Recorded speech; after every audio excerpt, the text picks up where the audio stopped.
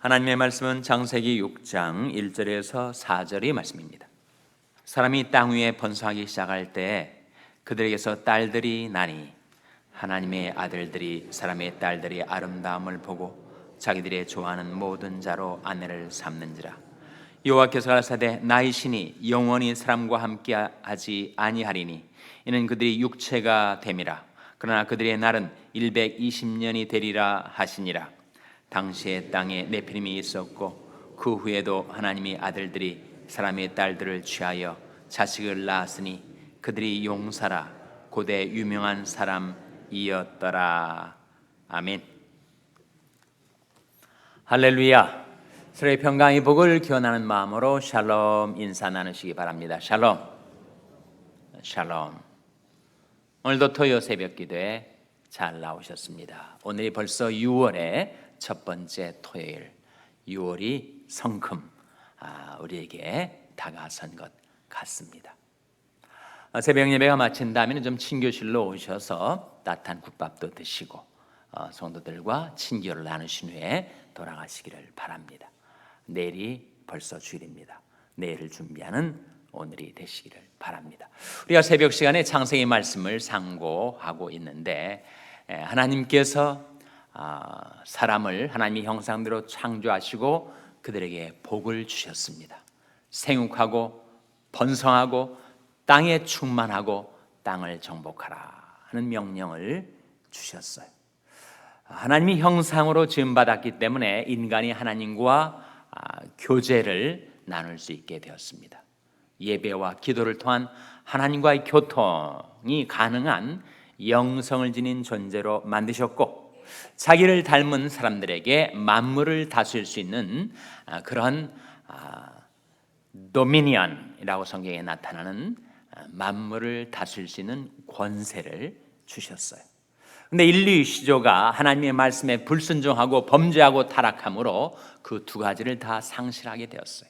하나님과의 교제가 막히게 되었고 그리고 만물의 영장으로서 만물을 다스리는 대신에 오히려 이 세상에 있는 피조물들을 경배하며 섬기는 오히려 만물에게 사로잡히는 지배를 당하는 존재로 전락하게 되었습니다. 그것이 바로 죄가 세상에 들어왔기 때문에 이러므로 한 사람으로 말미암아 죄가 세상에 들어오고 죄로 말미암아 사망이 이르렀으니 이와 같이 모든 사람이 죄를 지었으므로 사망이 모든 사람에게 이르렀느니라. 그래서 아담과 하와의 후손들이 땅에서 생육하고 번성하고 많아지게 될수록 죄악이 관영하게 되었고 특별히 가인의 후예들 동생을 시기하고 미워해서 아우를 죽였던 그 가인 죄악에 사로잡혀 많은 악을 행했던 가인의 후예들이 세상에 많아지게 되었어요. 근데 하나님께서 아담과 하와를 불쌍히 여기시고 은혜로 그들의 죄를 가리울 수 있도록 가죽옷을 입혀주시고 짐승이 피가 흘려져야 가죽이 나오는 것 아니겠습니까? 그래서 그들이 죄를 덮어주시고 그리고 그 동생을 죽인 가인 그야말로 죄인의 화신과 같았던 가인 대신에 그들에게 아들을 주셨는데 그 아들 이름이 뭐라고요? 그 아들 이름이 셋이다. 셋. 그 셋의 아들이 에노스인데 에노스 시대에 이르러서 사람들이 비로소 여호와의 이름을 부르기 시작했다. 그런 말씀이 나옵니다. 여호와의 이름을 부른다는 뜻은 무엇입니까? 바로 하나님께 기도하는 자들, 하나님께 부르짖는 자들, 하나님의 이름을 불러 하나님을 예배하는 자들, 누구든지 주의 이름을 부르는 자는 무엇을 얻으리라 라고 했습니까? 구원을 얻으리라. 주님의 이름을 불러 구원받는 백성들이 나타나기 시작했어요. 그러니까 세상의 사람들이 많아지게 되었을 때 가인의 후예도 있었고 셋의 후예들도 있었습니다. 그런데 노아의 대홍수 심판이 가까워 올수록 죄악이 더 많아지게 되었고, 그리고 그 두 후에 가인의 후예와 셋의 후예가 뒤섞이게 되었습니다. 오늘 본 말씀 1절 말씀해 보시면, 사람이 땅 위에 번성하기 시작할 때 그들에게서 딸들이 나니. 2절 말씀 같이 읽겠습니다. 시작. 하나님의 아들들이 사람의 딸들의 아름다움을 보고 자기들의 좋아하는 모든 자로 아내를 삼는지라. 이 말씀에 나오는 하나님의 아들들은 누구고 사람의 딸들은 누구인가?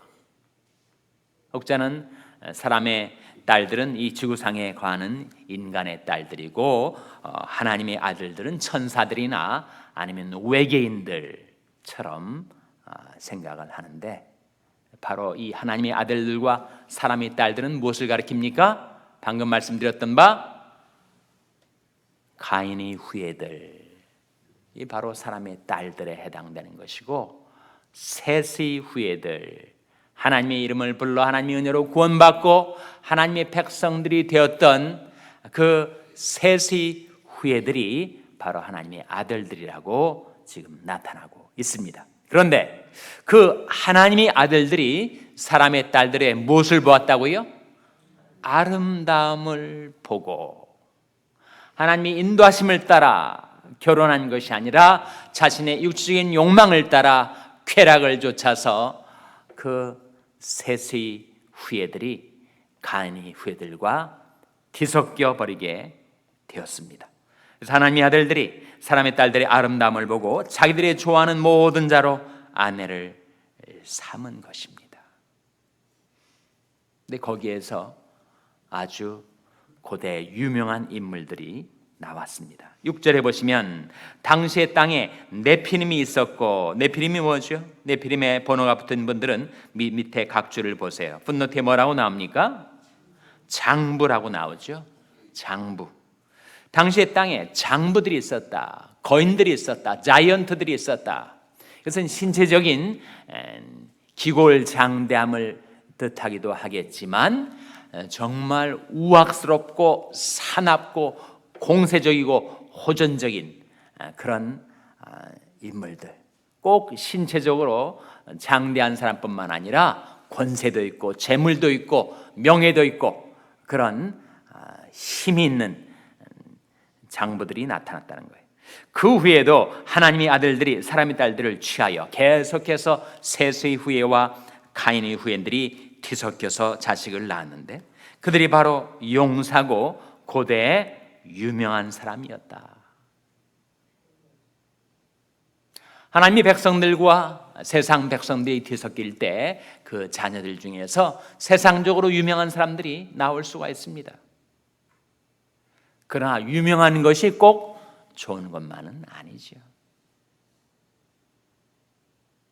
우리가 살고 있는 미국 땅의 트럼프 대통령이 세계적으로 유명해지고 있습니다. 파리 기후 협약에서 미국을 탈퇴시켰어요. 세계 무대에서 문제아로 등장을 하고 있습니다. 유명해졌죠. 그러나 유명한 것이 꼭 좋은 것만은 아니더라 하는 거예요. 박근혜 대통령이 얼마나 유명했습니까? 유명한 것이 꼭 좋은 것만은 아니다. 권불 10년, 하늘에 나는 새도 떨어뜨릴 만한 그런 권세도 10년이 못 간다. 권불 5년, 5년도 채 못 가지. 재물과 명예와 권세로 유명해지는 것, 그것이 꼭 좋은 것만은 아니었습니다. 그래서 3절 말씀에 이런 말씀이 나오죠. 3절 말씀 같이 읽겠습니다. 시작. 여호와께서 가라사대 나의 신이 영원히 사람과 함께 하지 아니하리니 이는 그들이 육체가 됨이라. 그러나 그들의 날은 120년이 되리라 하시니라. 여기 120년이 뭔가 사람의 수명인가? 지금도 과학적으로 인간이 살 수 있는 최대한의 수명이 120년이다 그런 말을 하죠. 그것을 지금 가리키는 말씀인가? 그렇지 않습니다. 창세기 문맥에서 120년은 이제 인류의 죄악이 가득 차게 되었을 때 하나님께서 노아의 홍수로서 심판을 하실 그 심판의 기한이 120년으로 정해졌다라고 하는 말씀이죠. 어떻게 그것을 알 수 있는가? 이 120년이 인간의 수명을 말하는 것이라면 그 이후로는 사람들이 꼭 120세까지 살아야 될 텐데 여전히 180세, 175세 그렇게 사는 사람도 있고 또 100년이 채 못 돼서 죽는 사람들도 많았으니 이것이 인간의 생명의 수완을 가리키는 것이 아니라 심판의 기한을 가리키는 것이다 라고 이해하는 것이 문맥에 맞을 것입니다. 그런데 그 말씀을 하시면서 하나님께서 나의 신이 사람과 뭐라고 말씀하고 있습니까? 영원히 함께하지 않는다. 이 말씀을 잘못 이해하면 하나님의 신이 이제는 영원토록 사람과 함께 있지 않겠다라고 이해하기가 쉽지만 그것은 아닙니다. 그것은 소위 말하는 not always, 부분부정이란 말이죠. 나의 신이 사람들과 지금 함께 있지만 그러나 언제까지나 함께 있는 것은 아니다 라고 하는 말씀이 드십니다. 지금까지는 하나님께서 계속해서 하나님의 신을 그들에게 보내셔서 그들로 하여금 돌아오라고 부르셨어요. 예수가 우리를 부르는 음성이 지금 우리에게 들려주고 있는 것처럼 그 당시에 하나님을 떠난 사람들, 하나님으로 자기 힘을 삼지 않고 재물의 풍부함을 의지하고 자기 악으로 스스로를 든든케 하려 하던 자들을 향하여 계속 하나님이 부르셨단 말이에요. 성령으로 부르셨어요. 하나님께서 성령으로 부르신다는 것이 무슨 뜻일까? 지금도 우리가 하나님이 우리를 부르셔서 이 아침에 하나님 앞에 나오지 않았습니까? 하나님께서 우리를 부르실 때 뭘 사용하시는가? 가족들을 사용하세요. 남편은 좀 더 쿨쿨 자고 싶은데 와이프가 자꾸 깨워가지고 새벽기도 나가자고 해서 할 수 없이 가정의 평화를 위해서 새벽기도 나오게 되는 경우도 있고, 그것도 가족을 통해서 우리를 부르시는 거죠. 환경을 통해서 미국계에도 없는 새벽기도를 만들어가지고 내가 이렇게 새벽기도를 꼭 나와야 하나, 환경을 통한 하나님의 섭리의 부르심도 있습니다.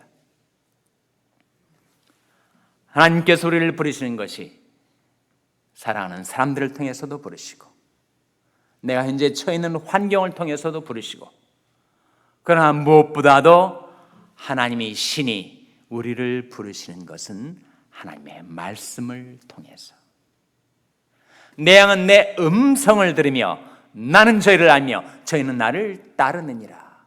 주의 말씀을 보내어 저희를 고치사 위경에서 건지시는도다.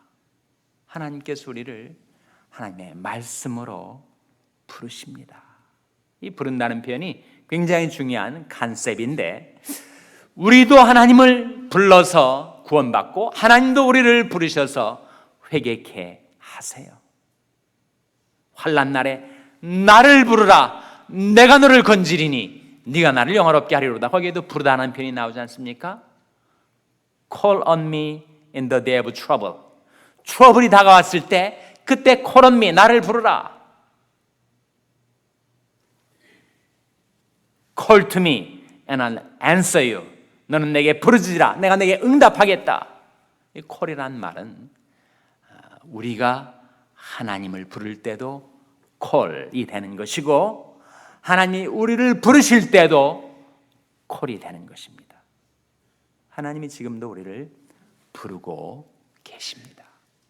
내 것을 계속해서 외면하면 어떻게 되는가?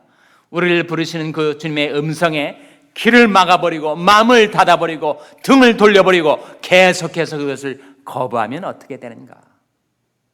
그는 나의 신이 영원히 사람과 함께 있게 되는 것은 아니다. 정해진 때가 있어서 그 당시에는 120년이 되면 심판이 다가온다. 심판이 닥쳐오기 전에 우리를 부르시는 주님의 음성을 따라 하나님께로 돌아오라.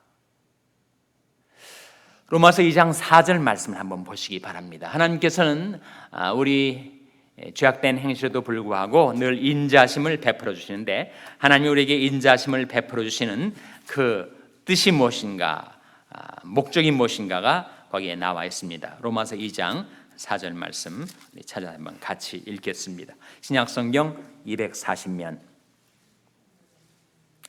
신약성경 240면 로마서 2장 4절 말씀 우리 찾아서 한번 같이 읽겠습니다. 로마서 2장 4절 말씀 같이 읽습니다. 시작. 혹 내가 하나님이 인자하심이 너를 인도하여 회개케 하심을 알지 못하여 그의 인자하심과 용납하심과 길이 참으심의 풍성함을 멸시하느뇨. 이 말씀 가운데 하나님께서 우리에게 인자하심을 베풀어 주시는 뜻이 뭐라는 겁니까? 우리에게 인자하심을 베풀어 주시는 목적이 뭐라는 거예요? 우리를 인도하여 무엇케 하시기 위한 거라고요? 회개케 하시기 위한 거다. 오늘도 우리에게 인자하심을 베풀어 주시는 것은 우리로 하여금 깨닫고 돌이킬 수 있도록, 회개하여 하나님 앞에 나올 수 있도록 하기 위함이라고 말씀하고 있습니다. 그런데도 인생들은 어떻게 한다고요? 하나님의 그 인자하심과 용납하심과 길에 참으심의 풍성함을 멸시한다는 거예요. 그럼 그 결과가 무엇인가? 다음 구절 5절에 나오지 않습니까? 5절 말씀 같이 읽겠습니다. 시작.